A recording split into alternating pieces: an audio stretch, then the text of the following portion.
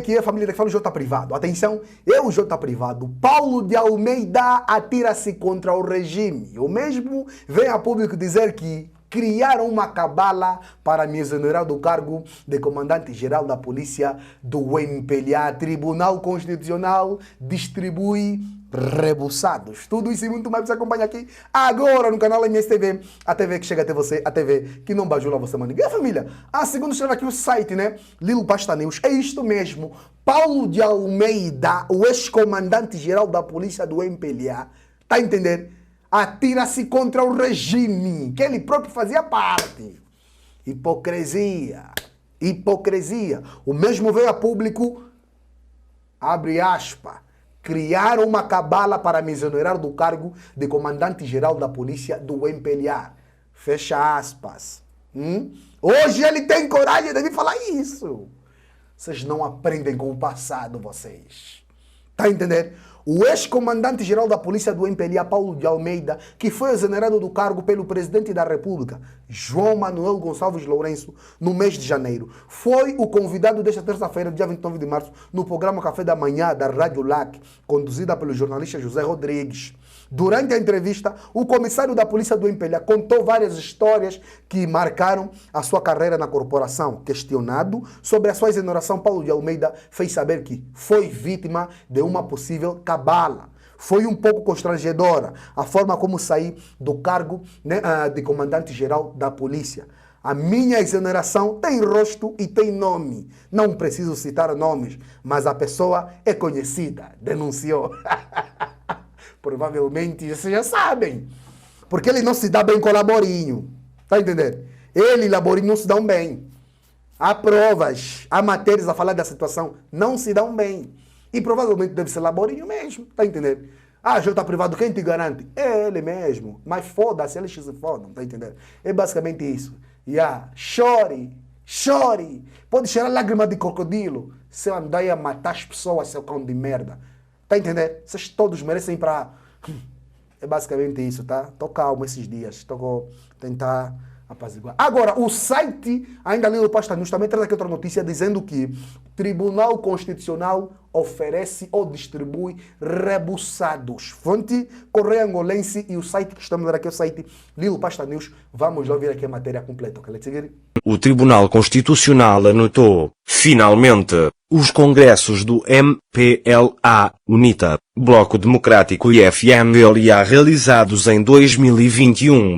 Os 4 partidos foram comunicados segunda-feira da anotação dos respectivos conclaves. Geralmente publicada em Diário da República, a anotação não é uma condição de validação ou de legitimação do Congresso e das suas deliberações, mas apenas de eficácia em relação a terceiros. O Bloco Democrático e a FMLA realizaram os respectivos congressos em julho, ao passo que UNITA e MPLA fizeram-nos em dezembro.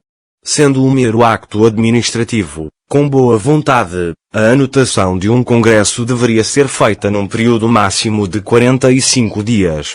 A anotação simultânea dos congressos dos 4 partidos não é alheia à realização de um seminário sobre a preparação e apresentação de candidaturas às eleições gerais e contencioso do processo eleitoral, que vai decorrer nos dias 7 e 8 em Luanda.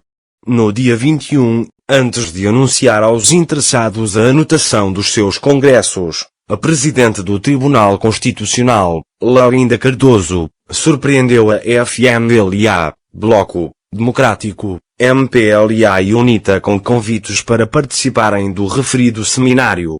Em 2 casos, Correio Angolense confirmou que os convites são dirigidos nominalmente a Adalberto Costa Júnior e Filomeno Vieira Lopes, ambos referidos como presidentes da UNITA e do Bloco Democrático, respectivamente. Esta Corte tem a honra de convidar a instituição que Vossa Excelência dirige. Para proceder à indicação do nome e a função de 2 representantes para a participação do referido seminário.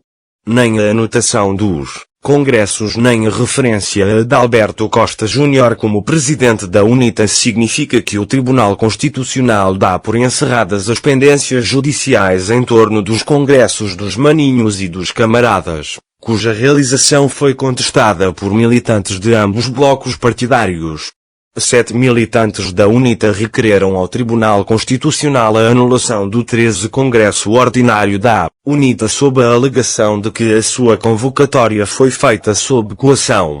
Pelo MPLA, a pedra no sapato é António Venâncio, um engenheiro civil que pretendia disputar a liderança do partido, mas que se viu afastado da corrida por dificuldades artificialmente criadas.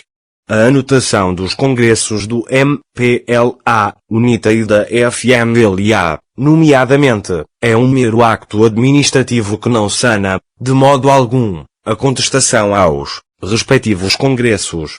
No Acórdão 721, o Tribunal Constitucional deixou bastante claro que a validade dos congressos depende do respeito pela Constituição e pela lei, e não do acto administrativo de anotação e registro. Com isso, o Tribunal deixou aberta a porta para a impugnação de congresso ou convenção partidária por qualquer entidade com legitimidade.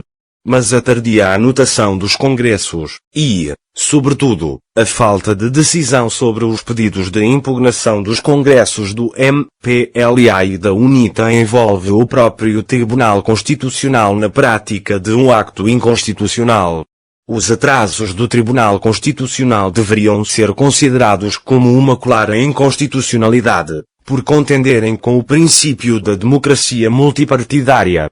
Os partidos devem organizar-se atempadamente para o pleito e a delonga na decisão de anotação de órgãos eleitos ou coligações eleitorais há de constituir-se em si um prejuízo para o processo democrático. O Tribunal tem de ter noção disso, conforme disse ao Correio Angolense um conhecido jurista.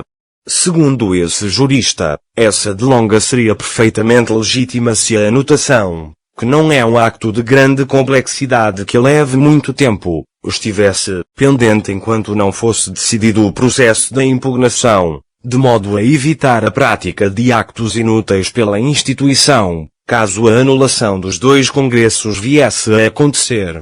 Mas o que acabamos de ver é que o Tribunal Constitucional não indexou a anotação dos congressos aos processos de impugnação.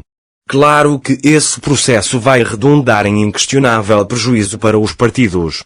Além disso, o jurista chama a atenção para a pressão temporal da convocação das eleições pelo Presidente da República e o surgimento do calendário eleitoral para a apresentação de candidaturas.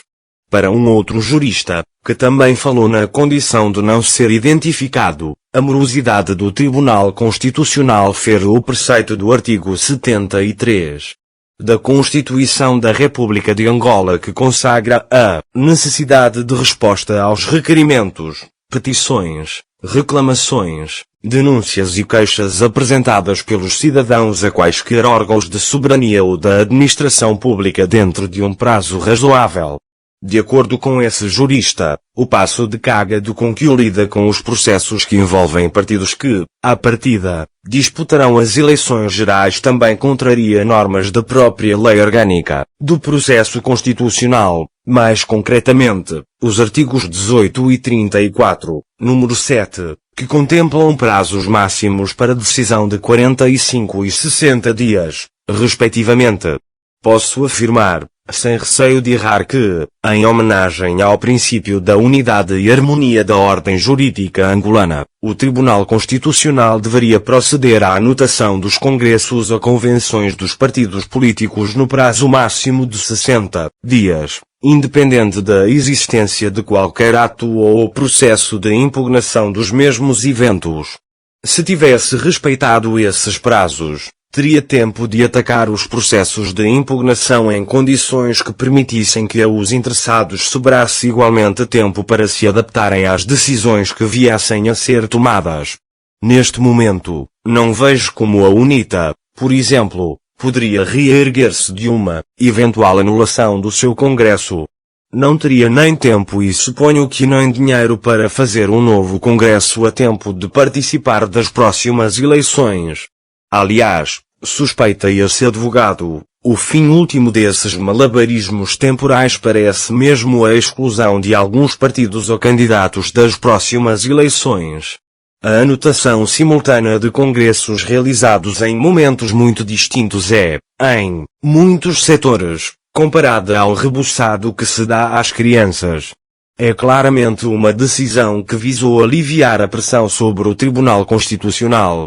A realização do seminário sobre a preparação e apresentação de candidaturas às eleições gerais e contencioso do processo eleitoral, uma iniciativa do Tribunal Constitucional, sem a participação dos principais partidos descredibilizaria, totalmente, todo o processo, conforme disse ao cá um observador.